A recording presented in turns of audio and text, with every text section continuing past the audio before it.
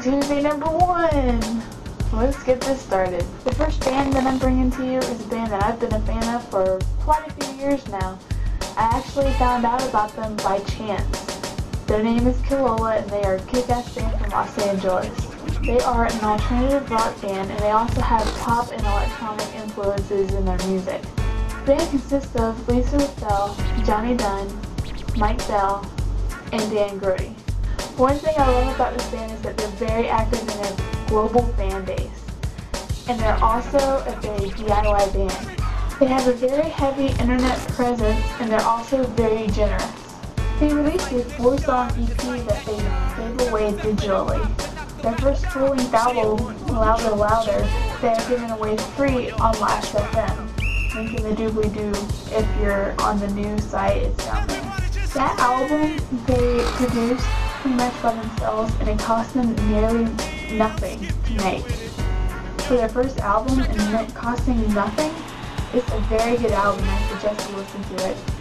They released their second album, I Am the Messer, at the beginning of 2008, and towards the end of 2008, they decided to give it away for free at trueanthem.com.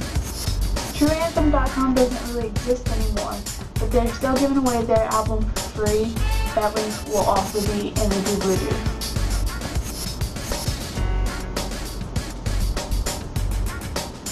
Right now, they are currently about to release their third album, Let's Get Associated. It was supposed to come out this month, but it was halted and moved back because of filming that Lisa is doing on the movie Girl Trash.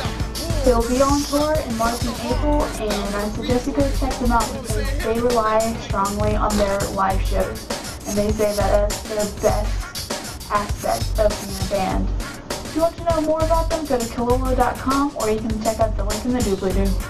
The next band that I'm going to talk about is a band that I've been a fan of also for many, many years now, even despite their name change. The band I am talking about is Love You to Death. They are a Canadian band, and they've been around since 1999. You might know them if you've ever watched the show Radio Free Roscoe. That was whenever they were the Pet Project. They've since changed it because they were tired of people calling them the Petite Project. And I wouldn't blame them because I have one of their shirts, and people call them the Petite Project all the time. They have had many former band members, including the singer and guitarist of Boys Night Out, the drummer of Not By Choice, and a bass player of Avril Lavigne. They now have 5 members, 2 of which being the original 2 members of the band, that being Scott Comer and Allison the Ton Morris. The other 3 members are Paul Shields, Christine Tuva Wallace, and Sam Garwina. Like Killola, they are also a DIY band. Scott has his own studio, so they make a lot of their music there. They have had 3 full-length albums to date: Bureaucracy, 6 Week Summer Vacation in Hell, and Super Awesome Best Party. They have had 2 EPs,